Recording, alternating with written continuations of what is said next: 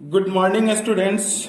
Video is made for the student of class 8 modern public school. Previous class में हमने बड़े ही simple way में what is friction, how is it produce explain करने का प्रयास किया, जस्ट एज ए फन. आज हम आपको आपके बुक के अकॉर्डिंग क्या है इस बात को बताने का प्रयास कर रहे हैं. वैसे 1 मिनट स्टूडेंट्स पहले ये बात समझ लीजिए कि ये जो फर्स्ट चैप्टर है आपके फिजिक्स का, फोर्स एंड फ्रिक्शन, इस चैप्टर के 2 पार्ट्स हैं, फोर्स एंड फ्रिक्शन, जैसा कि हमने अपने फर्स्ट क्लास में ही आपको बताया. देखिए, अब इस फोर्स के बारे में आपको 9th क्लास में भी विस्तार से पढ़ना है. What is force, effect of force 8th class में पढ़ा और इतनी बातें 9th क्लास में भी है. 9th क्लास में सिर्फ इलेक्ट्रोस्टैटिक फोर्स और मैग्नेटिक फोर्स की चर्चा नहीं है. इसके अतिरिक्त लॉज ऑफ मोशन जो फोर्स से रिलेटेड टर्म है, इन सबको 9th क्लास में पढ़ना है. यानी हम बताना ये चाह रहे थे कि फोर्स की चर्चा आप 9th क्लास में भी करेंगे, 9th में भी फोर्स चैप्टर पढ़ना है. बट फ्रिक्शन 8 क्लास के बाद सीधे आपको +2 में मिलेंगे, 11th क्लास में मिलेंगे. इसलिए इस टॉपिक को आप जितना बेहतर ढंग से समझ ले 8 क्लास में, आपके लिए वो बहुत अच्छा होगा. 11th का एक बहुत स्ट्रॉन्ग बेस होगा. और एक बात ये याद रखिए, 9th क्लास से ही +2 तो है ही, 9th क्लास से ही फिजिक्स का मतलब न्यूमेरिकल्स होता है. और फ्रिक्शन चैप्टर छोटा है बट न्यूमेरिकल्स में इसका बहुत बड़ा रोल है.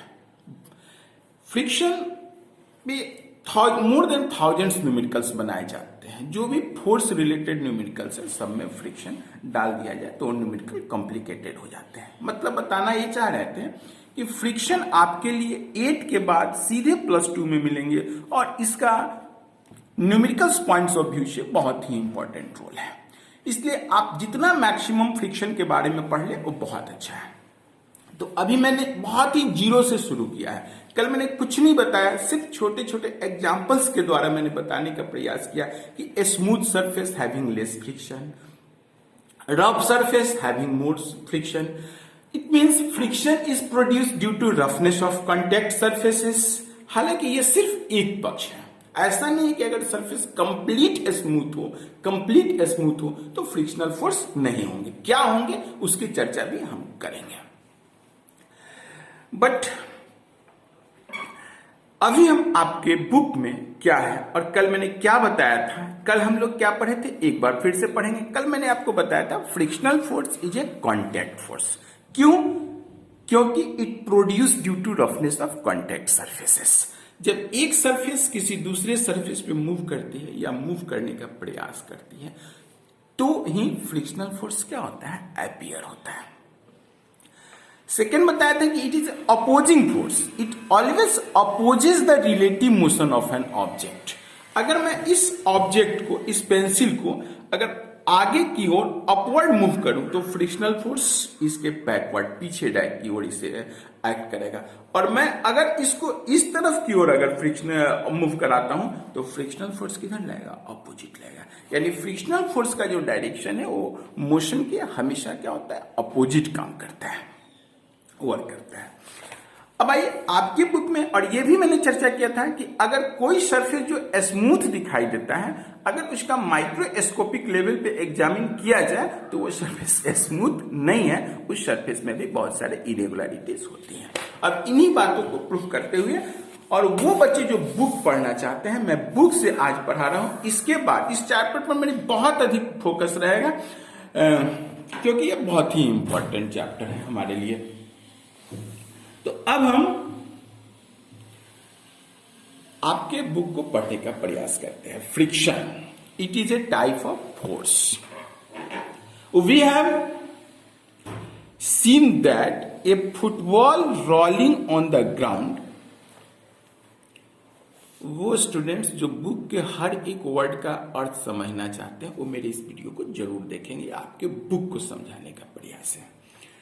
We have seen that a football rolling on the ground comes to rest after some time.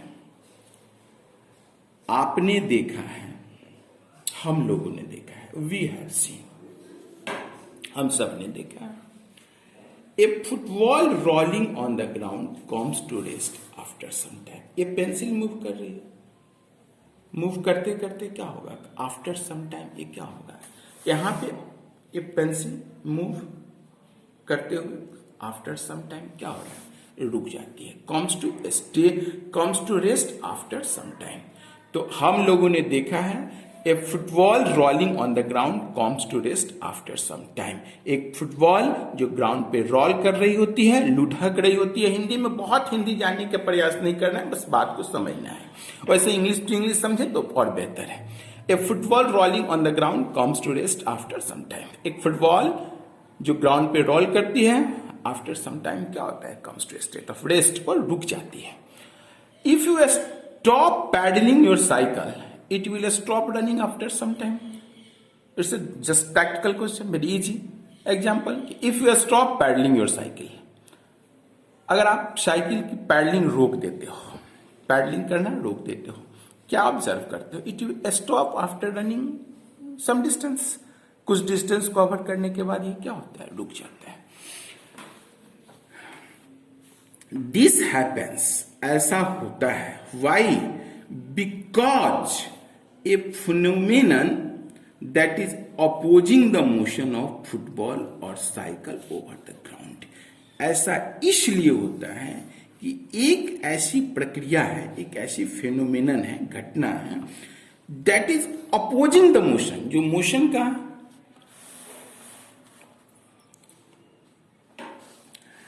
this happens because of a phenomenon that is opposing the motion of A football. क्योंकि एक ऐसी phenomena है जो oppose करती है, अवरोध डालती है, रेसिस्ट करती है, स्टॉप करने का प्रयास करती है, किसको, फुटबॉल और साइकिल ओवर द ग्राउंड पे। मतलब क्या समझे कि अगर एक फुटबॉल जो ग्राउंड पर रोल कर रही होती है, after some time it comes in a state of rest. If we stop paddling our cycle, it obviously it comes in a state of rest after some time. Why? Because according to your book, a phenomenon, इसको underline कर लेंगे, a phenomenon that is opposing the motion of the football or cycle over the ground। क्योंकि कुछ तो ऐसा है जो football और साइकिल के मोशन का क्या करती है, अपोज करती है, कहां, ग्राउंड पे। This is because a force acting between the ball and ground. ध्यान रखेंगे, frictional force always to surfaces के बीच है, जिसकी चर्चा हमने कल किया, और कल जो हमने पढ़ा एज ए प्रूफ आपको मैं बुक पढ़ा करके भी बताने का प्रयास कर रहा हूं। It is because a force acting between ball and ground, किसके किसके बीच, बॉल और ग्राउंड के बीच। क्यों, क्योंकि यहां पे कॉन्टेक्ट सरफेसेस किनके किनके हैं, बॉल एंड ग्राउंड के, और wheel of the cycle and the ground. और साइकिलिंग के कंडीशन में आपके कॉन्टेक्ट सरफेस कौन है, साइकिल एंड ग्राउंड। यानी कॉन्टेक्ट सरफेस के बीच एक फोर्स एक्ट करता है, जो क्या करता है, रेसिस्टिव फोर्स, यह अवरोधक फोर्स होता है, अपोजिंग फोर्स होता है। It opposes the motion of an object. It resistive force acting between the two bodies that are in contact.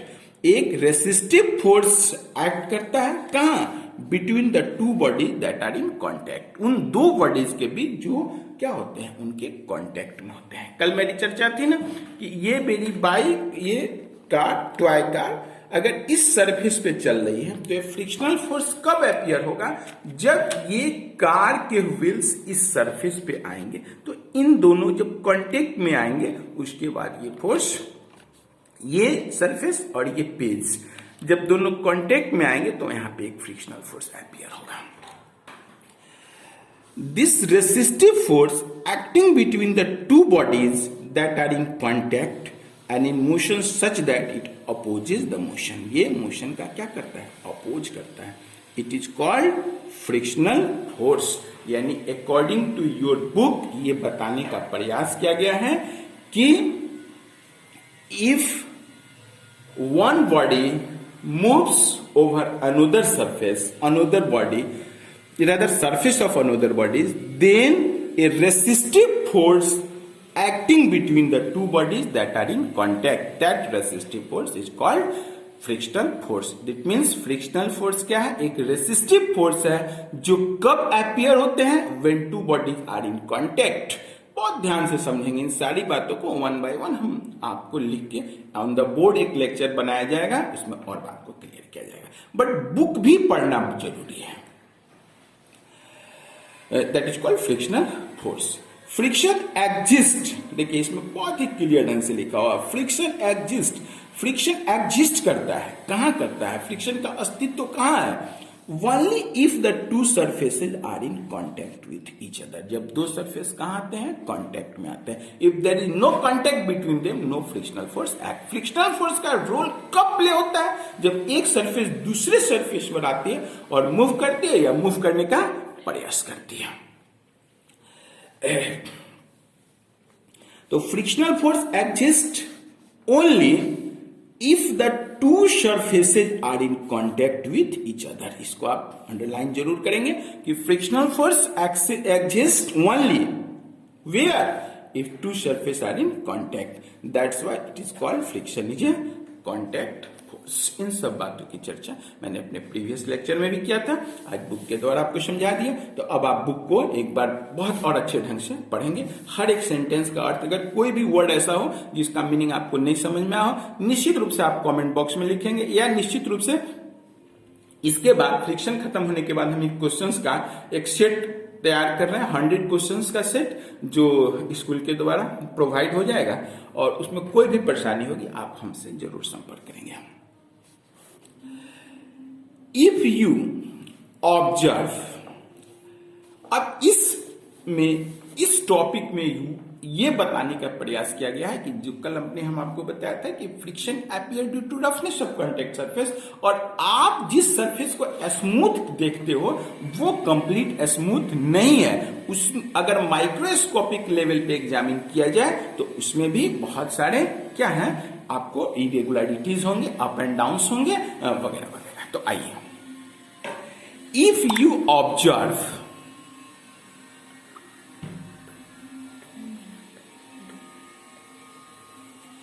if you observe a plane surface through a lens, you will be able to see a lot of irregularities or hills and grooves.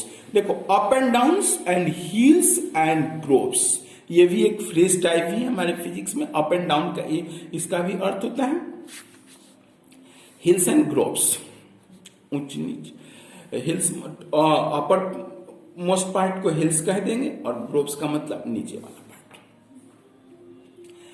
तो ए plane, तो इसमें बताया गया है कि अगर किसी surface को जो प्लेन आपको दिखाई देता है उसे भी अगर आप एक लेंस की सहायता से, माइक्रोस्कोप की सहायता से अगर उसको एग्जामिन करें तो आप देखोगे, क्या देखोगे? ए लॉट ऑफ इरेगुलरिटीज, उसमें भी बहुत सारे इरेगुलरिटीज होंगे, हिल्स एंड ग्रोव्स होंगे, अप एंड डाउन होंगे।